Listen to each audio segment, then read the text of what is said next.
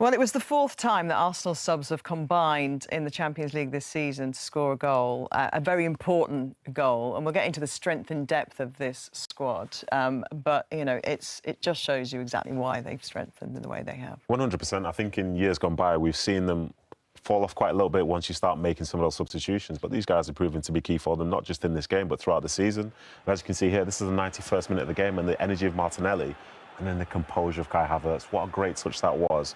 And then to finish it in that manner, that feels like a huge goal for the tie, and arguably just for Arsenal in general, given the fact they've lost their two previous games. And that's what you want when you look at those players coming off the bench for you. If you're Arteta, if you're the fans, if you're other teammates on the pitch, you want them to have an impact. You don't want to just be coming on and doing the same thing. And they've managed to do that. And as we said, that's such a well, we don't know yet, but it feels like a hugely significant goal for them in this moment. Especially coming off the back of the results that they had. And they now have the most goals and assists by substitutes in Europe's big five leagues. And you know, when you look at the players that are in those teams below them, and PSG actually had got a really good record themselves, haven't they, of bringing players off the bench and making a difference.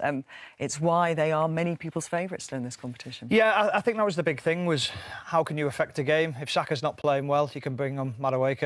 If Martinelli's not playing on, you have Trossard and vice versa. And then centre-forward position, you've got Gyökeres, Jesus, Havertz. So there's plenty of options in those forward areas. But there's also good options in midfield as well. Creativity, stopping the game. You've got Ezra and Odegaard in those midfield areas. So I think when you're a player in that, or in the changing room, and you look round and you think, yeah, we've got options here to win a game, it's perfect. Yeah, I think Arteta realised over the last 3 years that they've lost players at key times to injury, which happens. It's part of the season. And to try and kind of bulletproof his team, I guess, from the same thing happening this year, they now have two, sometimes three players in every position.